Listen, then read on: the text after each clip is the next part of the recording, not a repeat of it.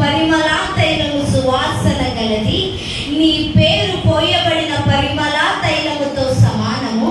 కన్యకులు నిన్ను ప్రేమించెదరు, నన్ను ఆకర్షించుము, మేము నీ యొద్దకు పరిగెత్తి వచ్చెదము.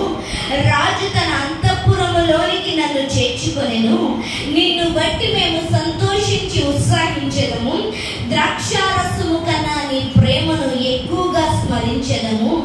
యథార్థమైన మనసుతో వారు నిన్ను ప్రేమించుచున్నారు.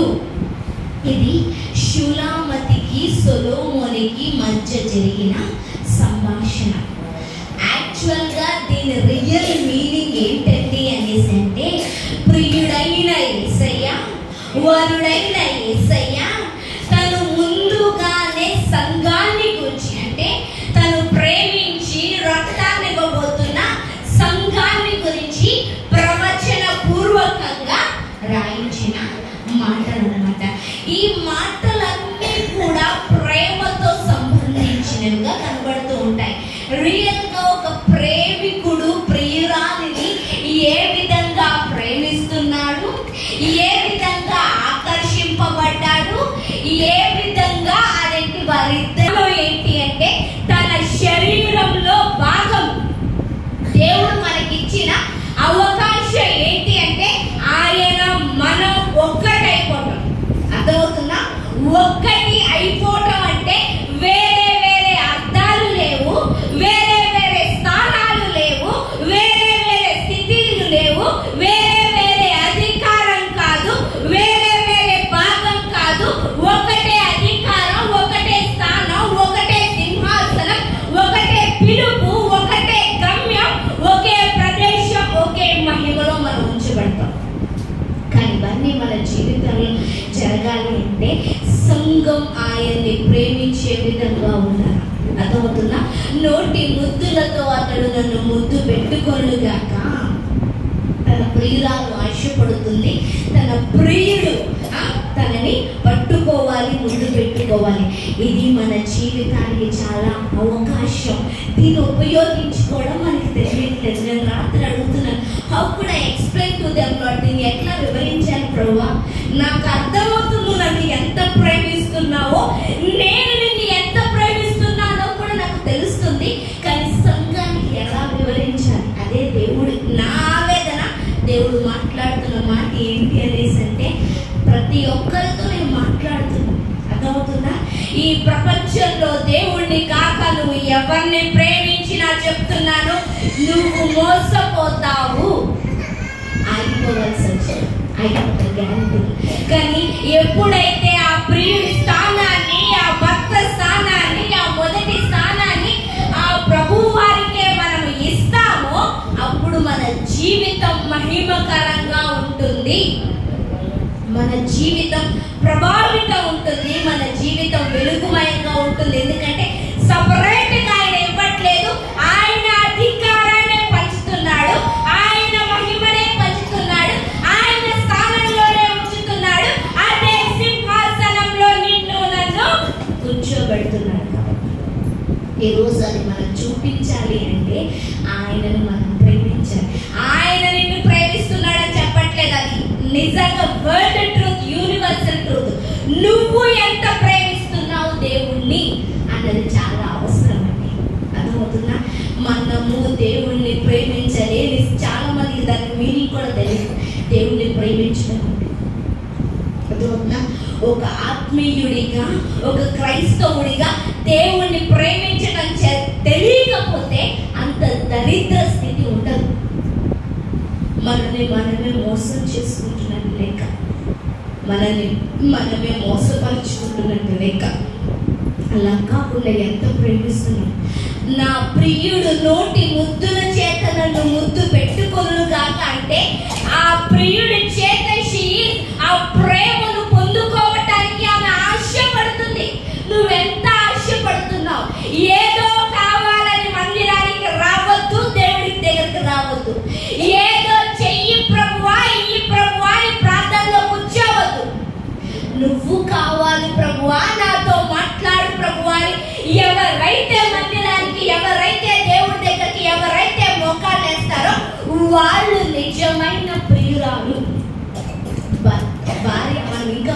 అవ్వలేదు, భార్య అవ్వటానికి సిద్ధపడుతున్నా. అర్థమవుతుందా? ఇంకా భార్య అవ్వలేదు, భార్య అవ్వటానికి సిద్ధపడుతున్నా. అంటే ఏంటి? ఆ వివాహ దినాన తెలిసిపోతుంది you are qualified or not, నువ్వు అర్హురాలివా కాదా అని. అర్థమవుతుందా? ఆ నిబంధన నీతో యుగ యుగానికి చెయ్యాలి అంటే ప్రేమ, ఓన్లీ చెప్తా, నీ ప్రేమ మాత్రమే ఆ రోజు కాపాడగలుగుతుంది. ఆయన పక్కన నిల్చోడానికి అర్హతను ఇస్తాది. ఎంతవరకు ప్రేమిస్తున్నాం?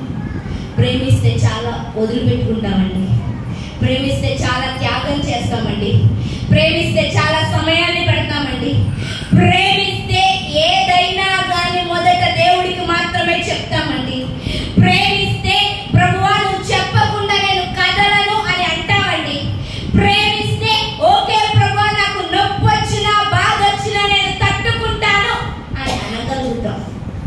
ప్రేమ లేకుండా మనం మందిరానికి వచ్చేసి ప్రేమ లేకుండా క్రైస్తవుని క్రైస్తవురాలి అని చెప్పుకుంటున్నాము అంటే ఇవన్నీ మన జీవితంలో ఉండవు. అప్పుడు ఏంటంటే జీవితం మొత్తం ప్రశ్నార్థకంగానే ఉంటారు. అదొక ఇంకో విషయం చెప్పనా, hour God is a jealous God. తెలుగులో వర్షం కలిగిన దేవుడు అని రాయబడింది, కానీ దానికి రియల్ మీనింగ్ ఏంటంటే అసూయ కలిగిన దేవుడు. అదవుతుందా? అంటే ఏంటి? నువ్వు ఆయన కంటే నీ భర్తను ప్రేమిస్తే, ఆయన కంటే నీ బిడ్డను ప్రేమిస్తే, ఆయన కంటే డబ్బును ప్రేమిస్తే, ఆయన కంటే ఉద్యోగాన్ని ప్రేమిస్తే ఆయన తట్టుకోలేడు. అర్థమవుతుందా? నీ భర్త ఉండగా ఇంకొకరిని ప్రేమిస్తే ఊరుకుంటాడా మీ ఆయన? మీకు అట్లా తెలీదు. నువ్వు ఉండగా మీ ఆయన ఇంకొక ఆమెను చూస్తే ఊరుకుంటావా నువ్వు? ఇప్పుడు నొప్పి వస్తావు. చెప్పండి. నీతో కాకుండా ఇంకొక ఆమెతో ఫోన్ గంటలు గంటలు మాట్లాడితే సాయంత్రం నిద్ర పడుతుందా నీకు? చెప్పండి. అది ఈరోజు ఆయన ఆ పౌరుషాన్ని రోషాన్ని బట్టి ఆయన బాధపడుతున్నాడు. ఆయనకి స్థానాన్ని కాకుండా ఈ లోకంలో తక్కువ సమయం టెంపరీగా జీవించే నా భర్త, నా కుటుంబం, నా స్థానం, నా ఉద్యోగం, నా కూతురు, నా అల్లుడు అని వాటి వెనకాలే పరిగెడుతూ దేవుడికి ఇవ్వవలసిన స్థానాన్ని దేవుడికి ఇవ్వకుండా, దేవుడిని మహిమపరచాల్సిన విధంగా మహిమపరచకుండా, దేవుడి మీద ఆశ పెట్టుకోకుండా ఇంకా కావాలి ఇంకా కావాలి, ఇంకా ప్రేమించాలి నా భర్త, ఇంకా ప్రేమించాలంటే ఎప్పటికీ ప్రేమించడమ్మా, ఎప్పటికీ రావు. అర్థమవుతున్నా? ఇంకో విషయం చెప్పనా, దేవుడిని కాకుండా నీ భర్తని కానీ నీ భార్యని కానీ లేదంటే బిడ్డని కానీ ఇంకెవరిని ప్రేమించినా కానీ ఆ స్థానంలో వాళ్ళు ఎక్కువ టైం ఉండరు. ఆ రిలేషన్షిప్ కూడా కరెక్ట్గా ఉండదు, ఆ రిలేషన్షిప్ కూడా ఎక్కువ కాలం కొనసాగదు.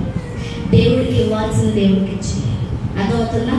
ప్రభువా ఏం చెయ్యమంటావు, ఎలా ప్రేమించమంటావు, ఎలా క్షమించమంటావు, ఎలా నేను నీ కోసం ఆశపడాలి అని దేవుడిని అడిగినప్పుడే సంఘం ముందుకెళ్తున్నట్టు. ఇంకెప్పుడు అది ఇచ్చే ప్రభు, అది ఇచ్చే ప్రభు, అది ఇచ్చే ప్రభు, అది కొనే ప్రభు అని అడగటమే సరిపోతుంది తప్ప నేను నీతో ఎక్కడున్నాను చూద్దాం. 13వ వచనం అదే దాంట్లో చూసినట్లయితే 12వ వచనం చూస్తున్నాను. రాజు విందులకు కూర్చుండి ఉండగా నా పరిమళ తైలపు సువాసన వ్యాపించెను. While the king sitteth at his table, my spirit henceforth smell therefore. ఆయన కూర్చున్నప్పుడు నా పరిమళ తైలము వ్యాపించింది.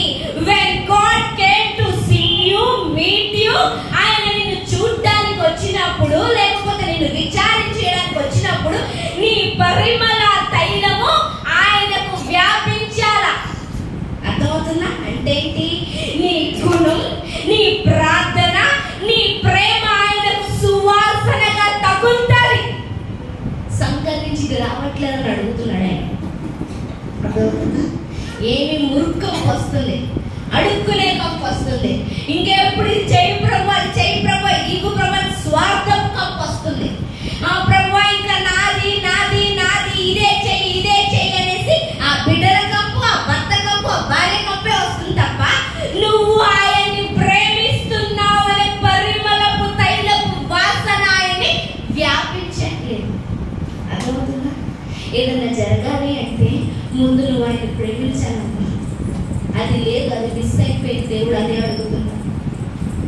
ఆ ప్రేమను మిస్ అయిపోయావు. అదవుతున్నా ప్రార్థనలో కూర్చుంటే నీ వాసన అదవుతున్నా అంటే స్వార్థం లేని వాసన, ప్రభువా నువ్వే కావాలి అన్న వాసన ఆయన తగులుతుంటే ఆయన ఆనందభరితుడవుతాడంట, సంతోషభరితుడవుతాడంట. ఈరోజు అలా ఉండాలని దేవుడు ఆశపడుతున్నాడని సంగతి అదవుతున్నా. తన ప్రియురాలు తన రక్తంతో ప్రదానం చేసుకొని వెళ్ళాడు. మళ్ళీ వస్తున్నాడు, నిన్ను నన్ను భార్యగా తీసుకోవడానికి, కన్యకగా ఆయన మనల్ని చూడాలని ఆశపడుతున్నాడు.